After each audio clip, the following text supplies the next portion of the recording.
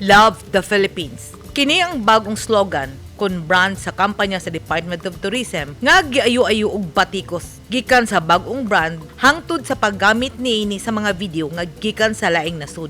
Giangko ni Tourism Secretary Cristina Garcia Prasco nga migasto ang gobyerno og 49 million alang sa bagong kampanya. Niadtong milabayng semana, gipasundayag sa publiko ang bagong kampanya sa turismo ug gigamit ang pulo nga Love the Philippines. Naputos kini og batikos kay mura kuno og nagpakiloy ang Pilipinas nga mahalon sa mga bisita ang atong nasud. Mas maayo unta kuno kung gibutan kini og kama aron mas masabtan nga gimahal sa mga Pilipino ang iyang mga bisita.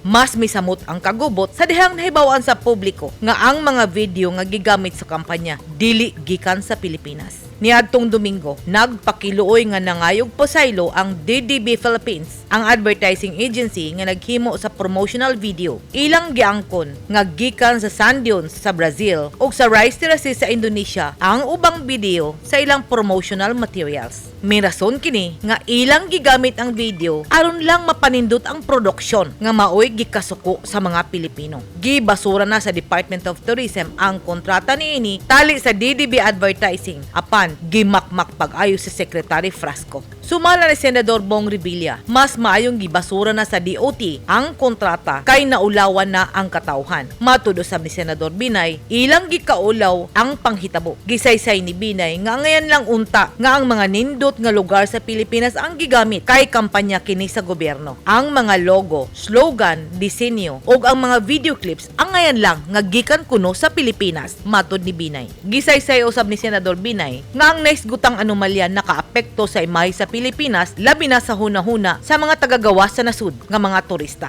Kung si Senador Binay ang pabuton, mas maayo unta nga gipabilin ang slogan nga "It's more fun in the Philippines". Mas maayo daw kuno nga it's more fun tungod kay nagproblema man ang pulo nga love. Sugyot ni Senador Sonny Angara ang kontrobersya sa slogan nga Love the Philippines. Dili angayang makahugno sa industriya sa turismo sa nasud. Gisaysay ni Angara nga dili angayang basulon si Secretary Frasco ug dili kini angayan nga ibasol kaniya lang tungod kay nakita kuno sa senador ang kalagsik sa kampanya sa turismo sa pagpanguna ni Secretary Cristina Frasco. Angayan lang kunong dawaton sa katawhan nga nasayop ang DDB Philippines ug naulawan ng Pilipinas ug angayan nga mamahimo kining leksyon sa mga opisyal dili lang sa Department of Tourism. Bisan unsa man ang slogan nga gamiton, Love the Philippines.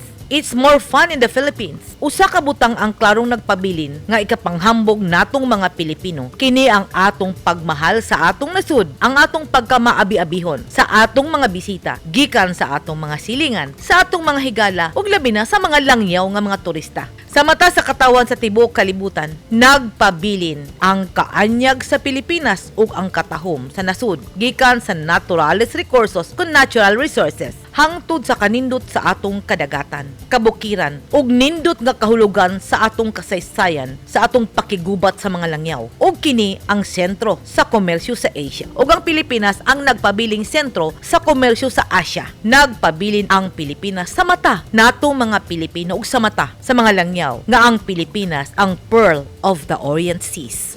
Edith Kaduayan, News 10 Philippines. Stay safe!